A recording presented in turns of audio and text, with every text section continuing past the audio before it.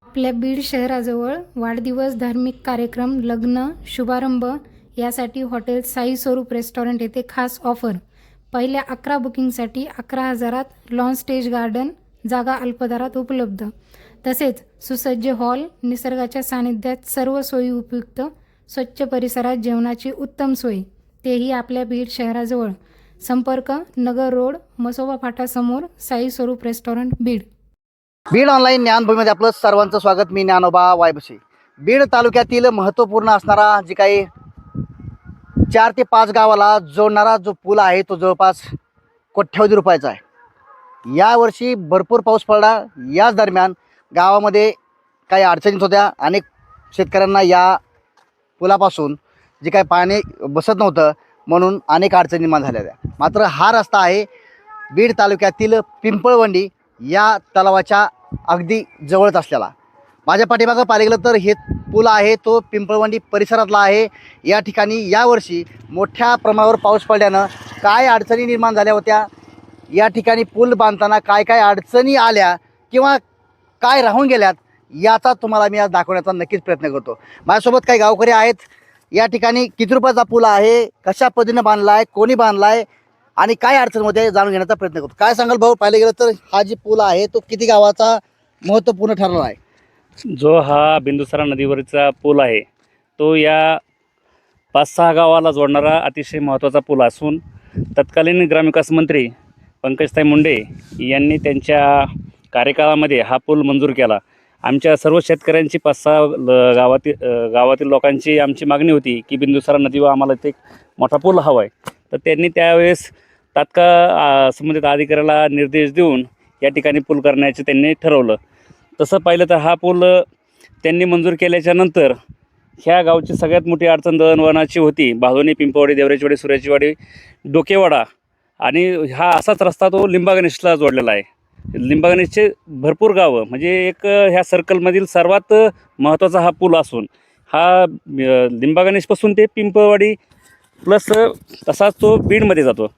त्यामुळे या भागातील लोकांची एक प्रामुख्याने जी मोठी अडचण होती शेतकऱ्यांची ती या पुलाच्या माध्यमातून सोडलेली आहे. यावर्षी अतिशय मोठ्या प्रमाणात पाऊस झाल्यामुळे पुलाचे काम तर हे चांगलं झालेलंच आहे, पण यामध्ये बऱ्याचशा गोष्टी राहून गेलेल्या आपल्याला दिसतात. या ठिकाणी जो हा रस्ता जो आहे तो हा भादोनी, देवऱ्याचीवाडी, भैरवा वस्ती या ठिकाणी जाणारा रस्ता असून तर इथालच्या अधिकाऱ्यांनी हा रस्ता केल्याच्यानंतर या भैरवा वस्तीला जाणाऱ्या रस्त्याला इथून एक 500 मीटरपर्यंत तरी सिमेंट रस्ता करायची आवश्यकता होती. तर तशी त्यांनी हा रस्ता केला नाही. या ठिकाणी आता मोठाले वाहनं जातात, तिथं बारकाला बैलगाड्या जातात, शेतकरी असे तर विद्यार्थी असे तर या ठिकाणी कोणताही अपघात होण्याची आपल्याला लक्षात येईल की अचानक नाही का रस्त्याचा उतार आहे. या ठिकाणी एक संरक्षण भिंत असायला पाहिजे होती, पण या ठिकाणी संरक्षण भिंत करण्यात आली नाही. तर तसेच अजून इकडं बरेचसे शेतकरी आहेत. या मार्गावर एक रस्ता इकडं भैरवा वस्तीचा जे शेतकऱ्यांचा ऊस वगैरे जे येण्याचं साधन आहे तर या साईडला पण नाही का रस्ता करता केलेला नाही. या ठिकाणी नदीचं पात्र हे सरळ असल्याने कधीही पाणी नाही का या रस्त्यावर येऊ शकतं. या ठिकाणी एक संरक्षण भिंतीची एक आवश्यकता होती, परंतु संबंधित अधिकाऱ्यांनी कोणाच्या दबावाखाली काय असेल ते माहिती नाही, पण त्यांनी टाळलं आहे. माझी विनंती आहे की ते इथं संरक्षण भिंत व रस्ता इकडे या साईडला व भैरवावस्ती या साईडला दोन्ही ठिकाणी रस्ता होण्याची प्रचंड आवश्यकता आहे. नक्कीच पाहायला गेलं तर हा जे आहे माझ्या पाठीमागे असणारा पूल आहे तो कोट्यवधी रुपयाचा आहे आणि कोट्यवधी रुपयाचा असताना पूल चांगला बांधला आहे, मात्र दिशा पुलाला योग्यरित्या दिलेली नाही. कारण त्याची संरक्षण भिंत असेल, रस्त्याच्याकडे जाणारा जी काही संरक्षण भिंत आहे, थोडक्यात सांगायचं म्हटलं तर शेती आहे आणि शेतामध्ये शेतकऱ्यांचं पीक आहे. अगदी या नदीला पाणी आलं तर प्रचंड प्रमाणामध्ये शेतीमध्ये पाणी घुसतं आणि शेतीचं नुकसान होतं. मात्र शेतकऱ्यांचं नुकसान होणार नाही, शेतकऱ्यांच्या अडचणी निर्माण होणार नाहीत. शेतकऱ्यांना येण्या जाण्यासाठी हा कोट्यवधीचा पूल अगदी चांगल्या पद्धतीनं बांधला आहे. मात्र या ठिकाणी गुत्तेदारांनी मनमानी करत जी काही रस्ता आहे त्या योग्यरित्या न बांधल्यामुळं, या ठिकाणी त्या पुलाला योग्य दिशा न दिल्यामुळं अनेक शेतकऱ्यांच्या अडचणी निर्माण झाल्यात. काय मागणी असं तुमच्या एकत्रित पाहिलं गेलं तर भाऊ तुम्ही पण या ठिकाणी परिसरामध्ये आहात, काय वाटते तुम्हाला, काय मागणी असं? खरं पाहिलं तर ही ह्या गावकऱ्यांच्या या परिसरातील संघर्षाची या गाथा आहे. या पुलासाठी कित्येक लोकांना उपोषणाला बसावं लागलं, शेतकऱ्यांना उपोषणाला बसावं लागलं. त्यानंतर पंकजाताईंनी हा पूल मंजूर केला. सांगायचं झालं तर इकडून गेल्याच्या नंतर बाळवणी, देवराची वाडी, सुर्वेची वाडी, लिंबा गणेश परिसरातील डोकेवाडा या पाऊस पडल्याच्या नंतर हे दळणवळण बंद असायचं. तर हे पूल झाल्यामुळे ते अतिशय चांगलं झालेलं आहे. परंतु आत्ताच सांगितल्याप्रमाणे ही जी वरून नदी येते, नदीचा प्रवाह आल्याच्या नंतर इथं संरक्षण भिंत असणं आवश्यक, कारण तो प्रवाह नदीने पात्र बदलल्याच्या नंतर संपूर्ण तुम्हाला भाग दिसतोय आता हरित, इथं हे पाणी घुसलं जातं आणि शेती वाहून गेली जाते. कुठंतरी मीही प्रशासनाला विनंती करून भेट घेणार आहे की यावर्षी जो प्रकार झाला आहे, जे माती वाहून गेली ती परत होऊ नये आणि जी हलगर्जी जर एस्टिमेटमध्ये जर संरक्षण भीत असेल आणि केली नसेल तर या गुत्तेदारावर बी कारवाई झाली पाहिजे. कारण शेतकऱ्याला वाहून गेलेली शेती व तिचा कस परत भरून आणणं हे शक्य नसतं.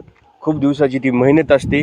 शेतकऱ्याचं नुकसान होऊ नये म्हणून मी प्रशासनाला जाऊन भेटणार आहे. नक्कीच पाहिलं गेलं तर मी तुम्हाला दाखवण्याचा एक प्रयत्न करतो, कॅमेरामॅनला मी नक्कीच विनंती करतो की पुढे यावं. खऱ्या अर्थानं पाहिलं गेलं तर हा 6 ते 6.5 कोटी रुपयाचा पूल अगदी चांगल्या पद्धतीनं बांधला आहे. मात्र पुलाची उंची पाहिली गेली तर मोठी आहे. मात्र हा जी काय परिसर आहे हा नदीचं पात्र आहे आणि हा परिसर जो आहे तो अगदी खाल्ल्या स्तरावर आहे. कारण तिकडून येणारं पाणी सहजरित्या जाऊ शकतं. मात्र ज्यावेळेस जास्त पाऊस येईल त्यावेळेस मात्र ते पाणी इकडून इकडे बाहेर निघतं आणि या प्रचंड जे काही उतार आहे त्या उतारामधून इकडच्या शेतामध्ये पिकामध्ये घुसतं.